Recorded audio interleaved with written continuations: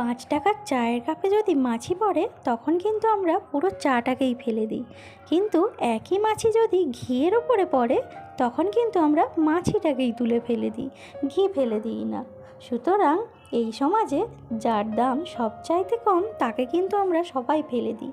তাই সময় নষ্ট না করে নিজেকে একটু দামি করে তুলুন, যাতে সমাজ আর আপনাকে তুলে ফেলে দিতে না পারে। আমি আমার অসময়ে আমার আপন মানুষগুলোকেই দেখেছি কিভাবে আমায় তুচ্ছভাবে ফেলে দিয়েছিল। সেই মানুষগুলোই একটা সময় আমায় অনেক ভালোবাসতো, কিন্তু কথাই আছে না, যখন সময় খারাপ আসে তখন ব্যাঙেও লাথি মারে। তবে এটা ঠিক, কিছু কিছু মানুষ আছে যারা আমায় অনেক বোঝে, আমার ভালো সময় খারাপ সময় দুটোতেই আমার সাথে থেকেছে। তবে আমি মনে করি মানুষকে চেনানোর জন্যই হয়তো ভগবান খারাপ সময়টা আমাদের দিয়েছিলেন। আমি মনে মনে এটা বিশ্বাস করি, যার ওপর বাবা মায়ের আশীর্বাদ থাকে তার কখনো খারাপ হতে পারে না। আমি অনেকবার ভেঙেছি কিন্তু হেরে যাইনি, আর এভাবেই নিজের উপর বিশ্বাস রেখে এগিয়ে যেতে চাই। আমার পাশে কে থাকলো কে না থাকলো, কে কী ভাবলো সেসব নাই বা ভাবলাম, জীবনটাকে শুধু এগিয়ে নিয়ে যেতে চাই একটা ভালো ভবিষ্যতের দিকে।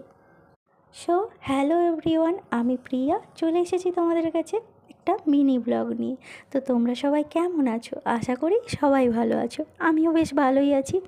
দেখো, সকাল থেকে কাজকর্ম এই যে করেই যাচ্ছি। আর বাড়িতে থাকলে একটা মেয়ে মানুষের দেখবে কাজের আর শেষ থাকে না, এটার পরে ওটা, ওটার পরে এটা। আমি তো যখনই বসে থাকি তখনই আমার মাথায় ঘোরে কোন কাজটা হলো না, আর সাথে সাথে আমি উঠে গিয়ে কিছু না কিছু কাজ করতে মোটামুটি লেগেই যায়।